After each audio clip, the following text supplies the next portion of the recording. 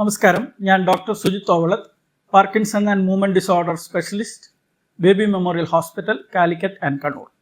പലപ്പോഴും ഡയഗ്നോസ് ചെയ്യാൻ ഏർലി സ്റ്റേജിൽ തെറ്റാൻ സാധ്യതയുള്ള ഒരു അസുഖമാണ് പാർക്കിൻസൺ.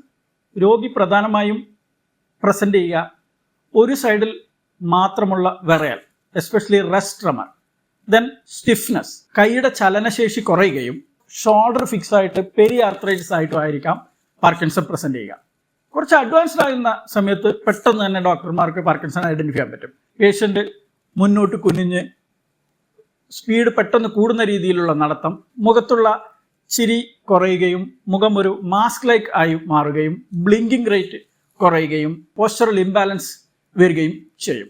അല്ലാതെ നോൺ മോട്ടോർ സിംറ്റംസിൽ ഡിപ്രഷൻ, അജിറ്റേഷൻ, സ്ലീപ്ലെസ്നെസ് മുതലായ കൂടുതലായി കണ്ടുവരുന്ന ലക്ഷണങ്ങളാണ്.